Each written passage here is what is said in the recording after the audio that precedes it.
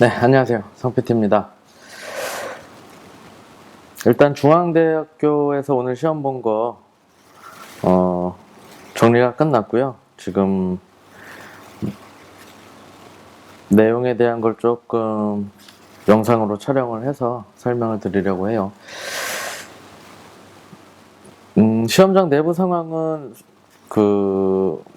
전에 제가 이야기 드렸던 것처럼 원판을 사용해서 무게를 많이 올리거나 하지는 않았고요. 그냥 덤벨 5kg, 그리고 여성은 우리 연습했었던 1.5kg 정도 되는 미용 덤벨 정도로 진행이 되었었어요. 그리고 매트, 바닥, 우리 연습했었던 파란색 매트, 그리고 이제 스텝박스에서 해보라고 하는 경우도 있었습니다. 그러니까 스텝박스라고 하면은 이렇게 생긴 네모난 그냥 직사각형의 박스인데 똑같습니다. 그냥 벤치라고 생각하고 하시면 되는 부분이고요.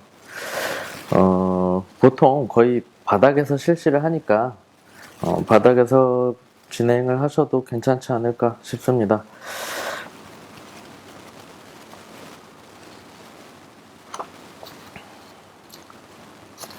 호서대하고 크게 차이가 나는 부분은 잘 없어요. 비슷한데 약간의 차이가 있습니다.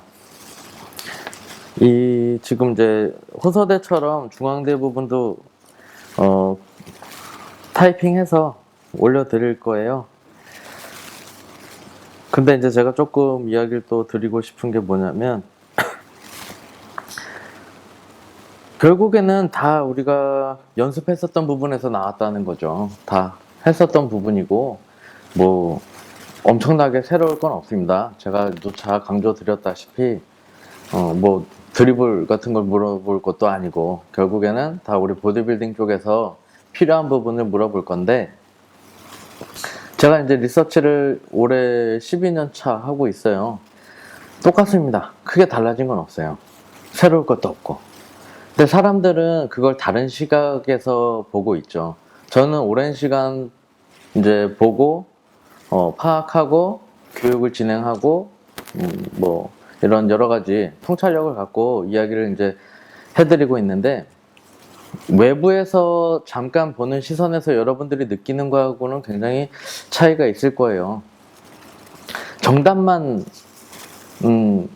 말하려고 하는 차원이 아니라는 거죠. 1cm나 1인치나 그 뉘앙스가 중요한 거지, 무슨 산수처럼 그렇게 1 더하기 1은 2다 이런 시험이 아니라는 거, 그걸 이제 다시 좀 강조드리고 싶고, 제발 겸손해지시기 바랍니다. 겸허한 마음으로 시험을 보세요. 그러면 괜찮을 겁니다. 겸허한 마음을 갖지 않고 시험을 보는 느낌들은 드러나게 돼 있어요. 아주 간단하게 재차 강조해서 이야기 드렸다시피 어떤 문제가 나오는지 모르지 않습니다. 알고 있어요. 그리고 저 이렇게 현장 피드백, 리서치 후기 같은 것들도 있고, 근데 그런 부분들을 알다 보니까 건방져지는 거죠. 좀 거만해지는 거죠. 그럼 어떤 상태가 일어나느냐? 돌발 질문을 받죠. 돌발 질문은 정말 준비가 잘 돼 있는 사람이 아니면은 대답하기가 좀 어려울 수 있어요.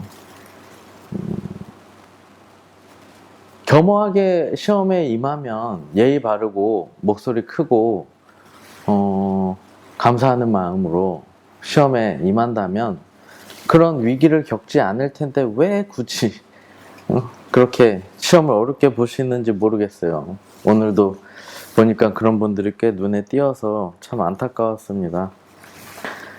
그러면은 이제 질문을 약간 다르게 이제 하게 되겠죠. 지금 결국에는 시험 나오는 내용들 보면은 결국은 공지해준 내용 그대로 나오고 있어요. 도핑, 시합, 무대 규격, 선수들의 복장 규정, 응급처치, 뭐 다 계속 그런 느낌으로다가 뻔한 이야기들이 나오니까 뻔한 이야기들이 유출되고 뻔한 이야기들이 돌고 있으니까 마치 자기는 되게 그걸 잘 할 수 있을 것 같은 아무것도 아닌 것 같은 생각을 또 하나 봐요. 또 그런 게 너무 많이 드러나고. 그래서 오늘은 재미난 질문들을 좀 받았어요. 일반적인 응급처치 방법 설명 중 얼굴이 붉은 경우 그리고 창백한 경우를 나누어서 설명을 해봐라. 이런 내용. 어떤 게 있을까요? 이제 외워버린 거기 때문에 응용 들어가면 또 이제 헷갈려지죠. 얼굴이 붉은 경우는 열이 있을 수 있겠죠.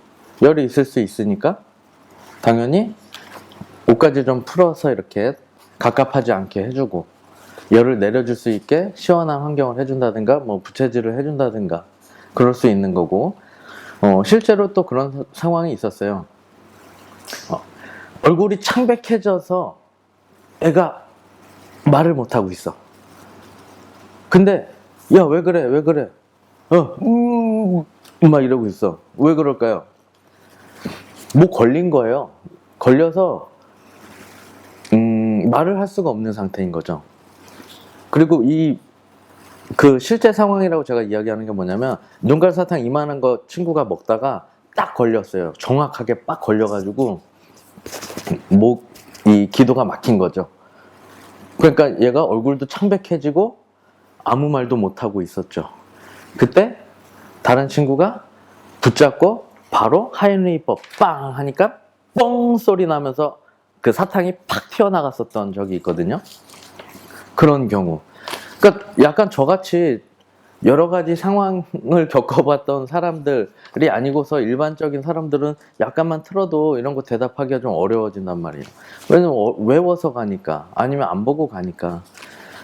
그러니까 이렇게 조금씩 달라지는 문제들이 이제 나오기 시작을 합니다. 특히 겸허한 마음을 갖지 않은 친구들한테.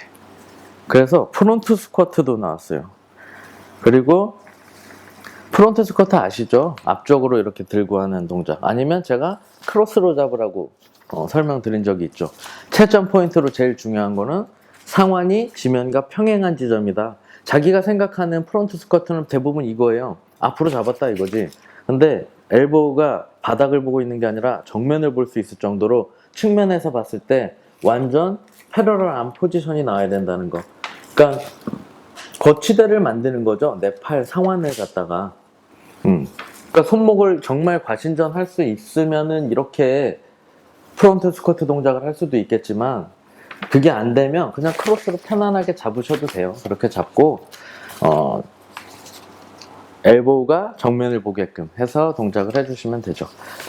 그리고 또 다른 문제는 사실 그렇게 문제가 될 문제는 아니라고 보는데 실기 동작에서 데드리프트의 3가지를 말해봐라 아니면 데드리프트 3가지를 다 해봐라 이런 느낌의 문제가 나오기도 했었던 것 같아요. 스티플레그 데드리프트, 무릎을 신전해서 하는 동작이었죠. 특징들만 이야기할게요. 여러분들은 다 잘 알고 계실 테니까. 그리고 또 다 제 책에 나와 있을 테니까. 컨벤셔널 데드리프트, 약간 스쿼트와 비슷한 느낌의 데드리프트죠. 그 컨벤셔널 데드리프트는 바닥에 있는 바벨을 역도 선수들이 들어 올릴 때의 자세라고 생각하시면 돼요. 그러면 바닥에 있는 바벨을 무릎도 굽히고 엉덩이도 낮추고 이 상태에서 오버핸드 그립으로 그대로 들어 올린 다음에 어떤 동작을 하겠죠. 그러니까 클린이라든가 스네치라든가 이런 동작을 할 수가 있겠죠. 그래서 컨벤셔널 데드리프트는 그냥 오버핸드 그립으로 잡는다라는 거죠. 그리고 역도 선수들의 제1동작이라고 표현하셔도 괜찮을 것 같아요. 그리고 이제 루마니안 데드리프트 같은 경우, 루마니안 데드리프트는 우리가 항상 연습해왔던 그 동작, 인사하듯이 상체가 숙여지는 동작, 그러면서 골반이 뒤로 빠지는 동작, 그렇게 3가지 버전으로 나눌 수가 있다. 그래도 다행인 건 파워 동작은 나오지 않았다는 밖으로 봉을 들고 제가 학교를 갈 일은 없을 것 같습니다.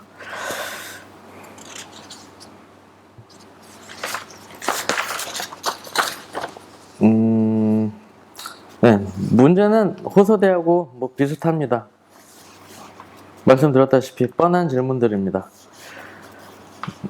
약간 여러분들이 조금 헷갈려 하실 수 있을 만한 것들을 이야기해드리면, 프리웨이트와 머신의 차이, 선피로 훈련법. 선피로 훈련법 제가 많이 이야기해드렸었어요. 그 활성화 시킬 때 쓰는 방법으로도 좋다. 피라미드 세트법, 오버트레이닝. 오버트레이닝은 과하게 트레이닝을 한 거죠. 말 그대로. 왜 스타크래프트 할 때 오버로드 보시면은 오버로드가 막 되게 천천히 움직이죠. 막. 그래서 오버로드 상태, 과부하 상태라고 얘기를 하죠.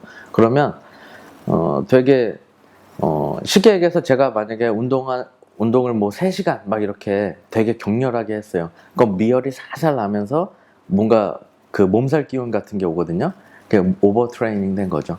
너무 과하게 하면 오버 트레이닝이 된다. 카브로딩 잘 아실 거예요. 그죠? 외배엽, 중배엽, 내배엽, 이제 각 체형별에 대한 설명인데, 외배엽 하면은 그냥 깡 마른 거. 팔다리가 길고, 권상우 같은 느낌, 마른 느낌의 체형을 얘기하죠. 조인성, 요런 느낌들을 외배엽이라 그래요. 중배엽, 저 같은 체형. 뭐 그냥 그까짓 것 대충 해도 막 몸 빡빡 올라오는 그냥 보통 체형이 중배